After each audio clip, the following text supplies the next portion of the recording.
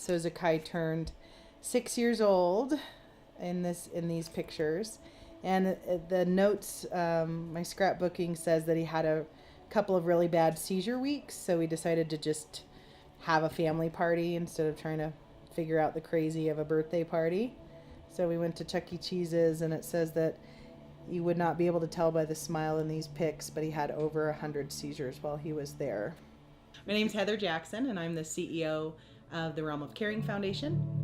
But more importantly, I'm a badass mom. Zakai is 13 years old. His seizures started when he was only 4 months old, and I didn't recognize them as seizures. They were really violent jerks. They looked like a startle response to me. One of Zakai's EEGs, which is basically 26 leads and wires looking at his brain waves, and can take a look at the seizure activity.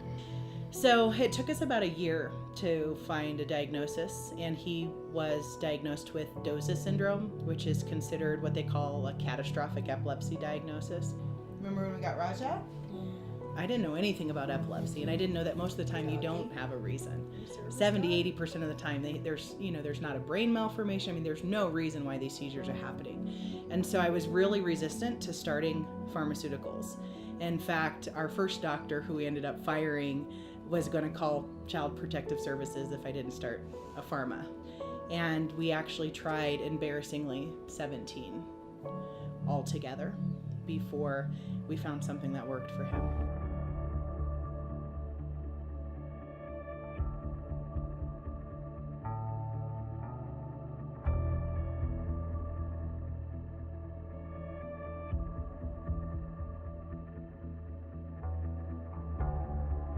The Stanley brothers were pretty resistant, actually, to get us started because they had only one other little person they were providing this for, and it was Charlotte.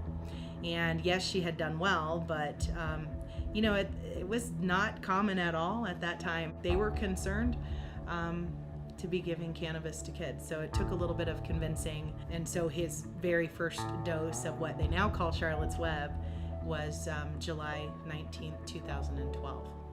At that time, he was having really violent seizures that I describe as paddle to the chest, clear kind of seizures every 2 to 10 minutes. So I put him into bed and gave him his first dose, and of course, no seizure. And he actually had no seizures for 48 hours. It's an absolutely incredible response. And I thought, you've got to be kidding me. Nobody ever mentioned this. My doctor didn't mention this was an option.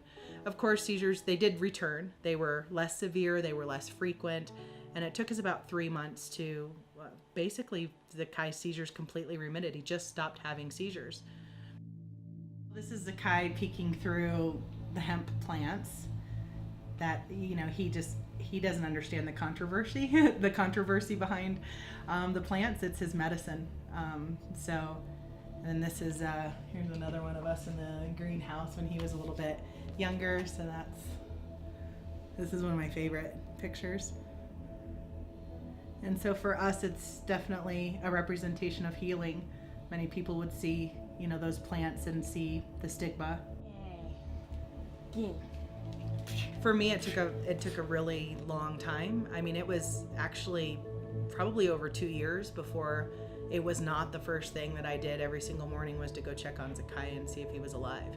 Like, I remember that Facebook post of saying, I just went downstairs and made coffee instead of checking on Zakai. But when I look back in retrospect and think of literally hundreds of thousands of seizures over the course of almost a decade, I don't know how we did it. There was zero rhyme or reason to seizure frequency, severity, new seizure types popping up. And if there was anyone that could have figured out a pattern, it would have been me. I just tracked absolutely everything. It was my semblance of control.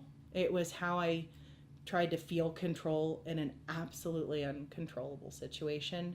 And your only job as a mom is to protect your kid. So when you can't do that, it's an extremely uncomfortable, like you're not even comfortable in your skin.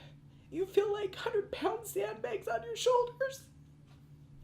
And so, if I thought, what did he eat? When did he poop? How long did he sleep? I would graph it I thought I could figure it out. I never figured out his pattern, but I did figure out a treatment. And now that's the incredible sense of responsibility I feel to the other families.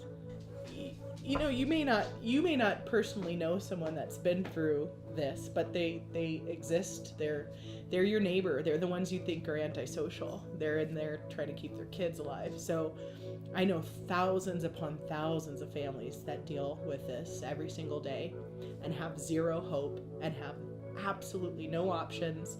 It's not like your doctor's going to tell you about it. So it was only about really 4 months from when Zakai stopped having seizures to when we started working on the Realm of Caring. Realm of Caring looks really different now. So it used to be my kitchen table, 30 volunteers answering the phone on little 2-hour shifts. It was kind of crazy. And so just last year we got some office space and hired some staff. And now really what the Realm of Caring does is conduct research, and we educate and we advocate. I love that plant. I mean, it gave us our son. It allowed us really to meet him for the first time. It was a phenomenal gift. Our older boy, Zarek, is now working in the shipping department. He actually started out at the farm. So his first job when he was 16 was, putting Zakai's medicine in the ground, which is just it was so incredibly emblematic of, it was just incredible. Just a couple days ago, he actually had a breakthrough seizure, which we believe happened because of he's in puberty. And I think his dosing might have gotten too low. We haven't seen anything since, so hopefully we've got things back on track. I think intellectually, I know it's one seizure in almost 4 years, and that's fantastic, but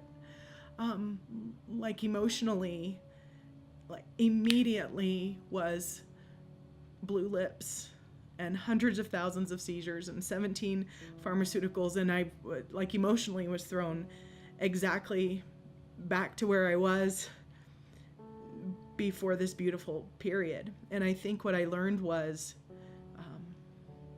that you don't end pain by ending circumstances and situations, that you can only internally really end pain. And he's healing and our family is healing, but all it took was one incident in almost 4 years to bring everything back. And so I would have had a different story to tell had it been 72 hours ago that you all came. I think that where I'm at right now is hope is absolutely life-giving, and I hang on to it white-knuckled.